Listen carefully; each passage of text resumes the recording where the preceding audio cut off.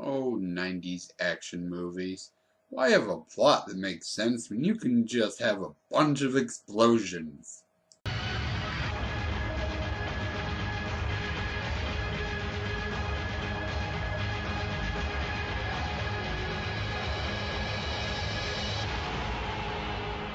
A.P.E.X.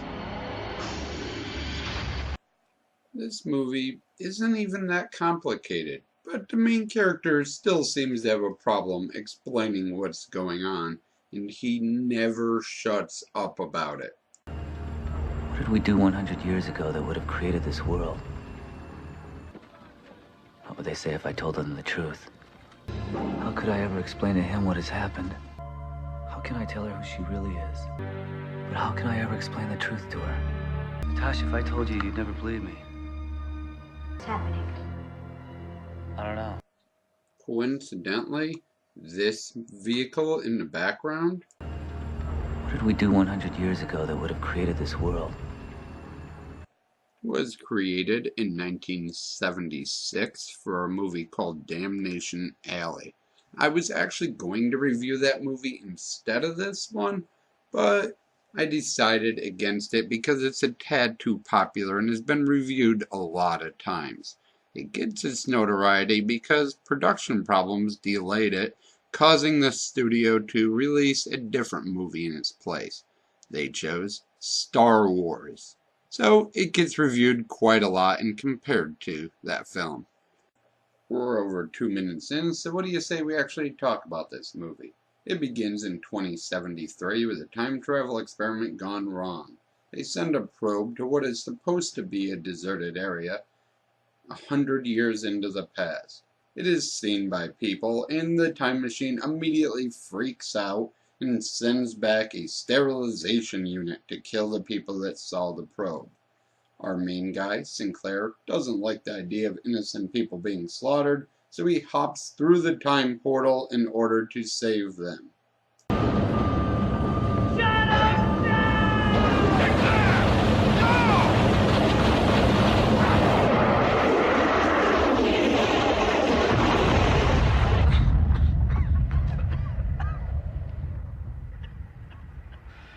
Go, come on, move! Move!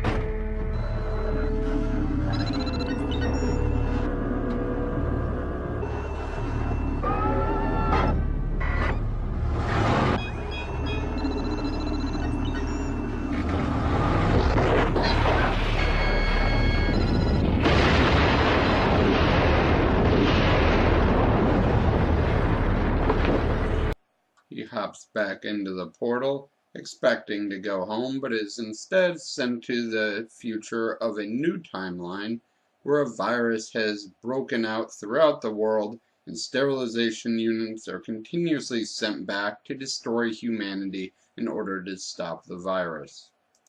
He is now a soldier, and everyone knows him by this identity. He forms a team to go to the lab and try to use the time-traveling equipment to go back and stop the virus from ever breaking out and resetting history. These men, Shepard, Taylor, Rashad. After a team member dies, he's forced to find a new member and enlist his wife, who's now a soldier. She's less than happy to see him. Natasha. What? It's me. Nicholas. What do you want, Sinclair? Don't you know who I am? Look at me. In this timeline, she's not his wife, she's a soldier with the virus, which, unknown to him, basically makes her cannon fodder. We have to go back. You out of your mind, Sinclair? Knock it off! Rashad, what do you got? She didn't get it. They're both still there. Look, she's dead either way. Let's move. What do you mean? What do you think she's a flanker for? The adventure? Soldiers with the virus are given suicide missions. Maybe they want to die. They get into the room where the machine is, and people start disappearing. Yeah, the timeline's being fixed, and stuff's starting to happen, and you know they're gonna succeed, but first, lots and lots of explosions. Shut up, Sinclair! Paint her target! Freeze! They fixed them up. Slow that back.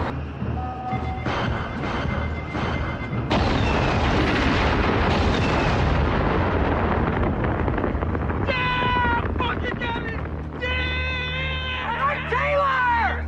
I told him not to fuck with me. I got that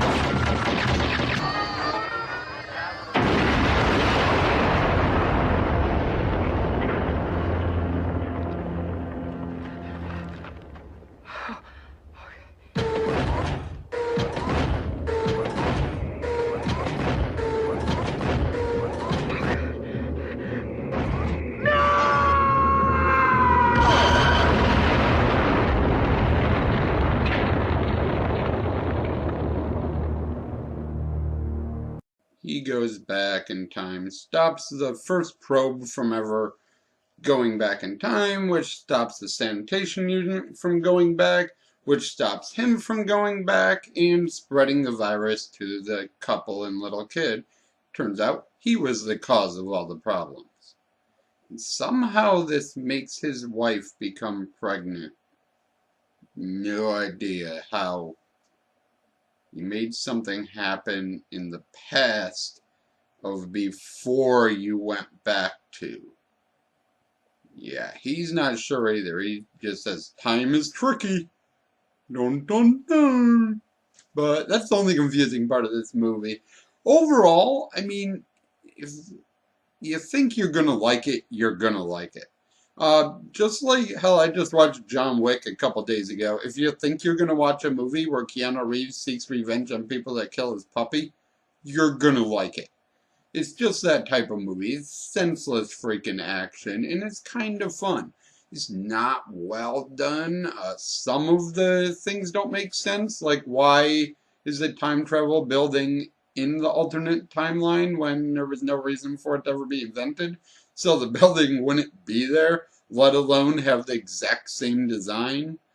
Yeah, but if it wasn't there, he wouldn't be able to go back in time and solve the problem. So, what do you want?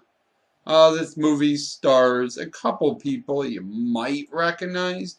Richard Keats, he's on Arrow these days as the personal surgeon of the main character.